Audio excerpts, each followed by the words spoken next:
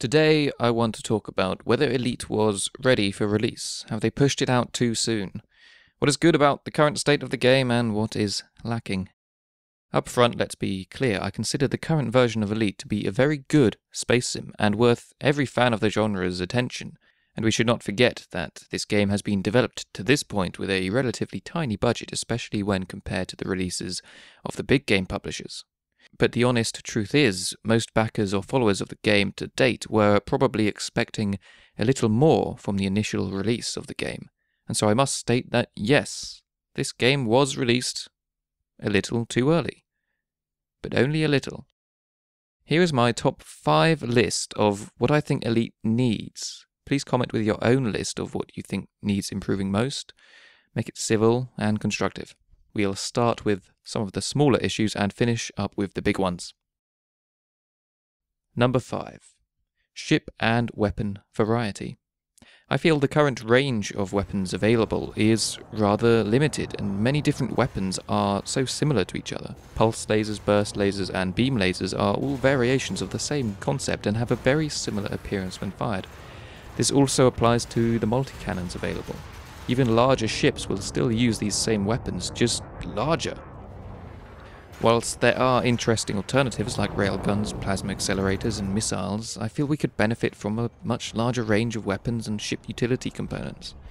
I want to see a 3D model of the weapons before purchasing, more detailed information, perhaps more manufacturers with their own design style. Also, whilst the overall sound design of Elite is perhaps the best I have ever experienced in a game, strangely I find the weapon sounds an area where this is lacking. Large cannons, railguns, or plasma accelerators don't give you the sense you're firing a large, powerful weapon.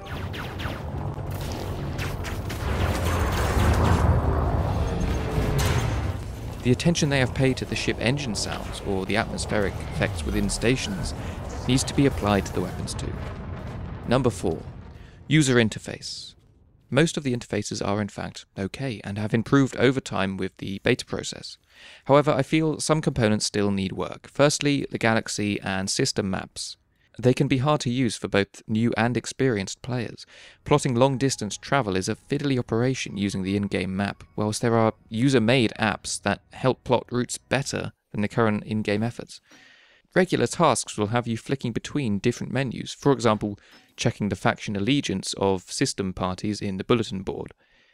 Having said that, the galaxy map in Elite Dangerous is probably one of the hardest pieces of UI any game has ever had to design, so I give a lot of credit to the team that put that together, and got it to the point it is now. The outfitting system also needs work. Firstly, you cannot check module availability until after having docked at the station, and then moving the ship into the hangar area and waiting for this whole process of animations to finish. Currently, all available modules are displayed in a single list, which means you sometimes need to scroll through a lot of items to find what you want. This needs overhauling with a tiered drop-down list system or radial menus, perhaps even a diagram of your ship with the modules highlighted on it. This would also help the player get a better understanding of the design and layout of their own vessel. Number 3. In-game lore. The Federation, Empire, and Alliance have plenty of backstory. There is a lot of Elite literature out there, but currently to a new player who doesn't know these games already, the in-game world doesn't make a strong effort to show you what these factions are about and tell you about the things you see in the game. There are only very short text descriptions for even major planets and systems.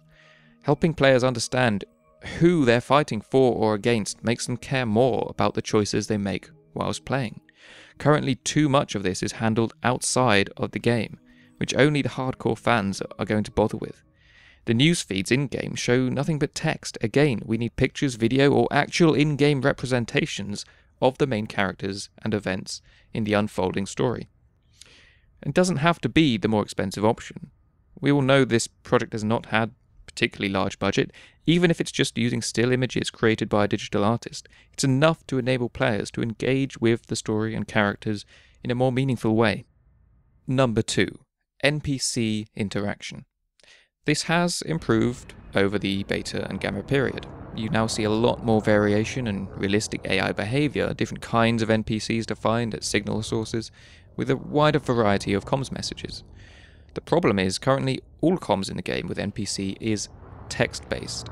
NPC ships and the factions that give you missions have no face, no physical character to see, and no voice. There's also no way we can actively interact with these NPCs conversationally, from drop-down lists, for example.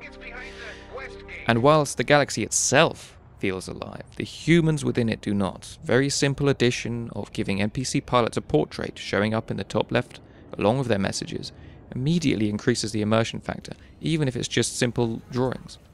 Number 1. Player interaction. Currently, you can open text and voice comms with other commanders in the same system as you. Add them to a friends list where you can then talk to them from any place in the galaxy. Anyone you have added to your friends list is more likely to appear in the same instance as you if you both go to a busy sector, so that you get to stay with your friends when playing. There is, however, a lack of any player-run clan, guild, or corporation system that is going to make it a little harder for groups of players to coordinate their activity across the galaxy. This will currently have to be organised outside of the game. And yes, I am aware that many players will in fact consider the lack of a guild system an advantage for this game. Also, missions are given to individual players. There are not yet any group missions where you all share the reward. At the moment, the game does not encourage you to team up with another player. You can work together and help each other out, but you really have to work to make this happen.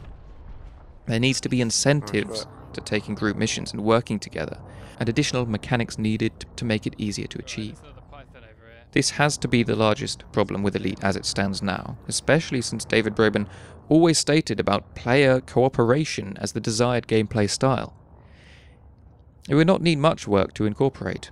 I imagine a developed mission system where individual players accept missions in the same way as they do now. The difference is that for certain mission types, that player could send an invite to other commanders or allied NPC vessels to join the mission party, which would also lead to a split of the reward. So a commander can try to take on a mission alone to claim everything for himself, or he may try to find a group of allies to help increase the chances of success. Imagine accepting a mission to locate a pirate base hidden within a ring system. This base is guarded by 2 anacondas, a python, 4 vipers, and 10 eagles. Oh, and there's a minefield strategically placed around the base. The reward for such a mission could be something like 10 million credits, maybe more. Such a mission would be impossible for even a player using a fully upgraded anaconda, forcing teamwork for these highly challenging missions. Frontier have stated that development of the game does continue, and indeed Player Wings is due to be added early 2015, along with continued release of more usable ships. I expect we will see other areas of improvement come over the next few months as well. All of these problems, I believe, can be improved fairly easily, and I expect most of these will have enhancements over the next few months. In my opinion, despite these flaws, the game was in an acceptable state for general release, but we were expecting more than just acceptable. Most reviews have taken the stated ongoing development into account, and therefore it has received critic reviews averaging 8 out of 10. I believe this to be fair. For many of us backers, we were hoping for a 10 out of 10, expecting a 9 out of 10, and we got an 8 out of 10. You know what? That's not bad. Not bad at all.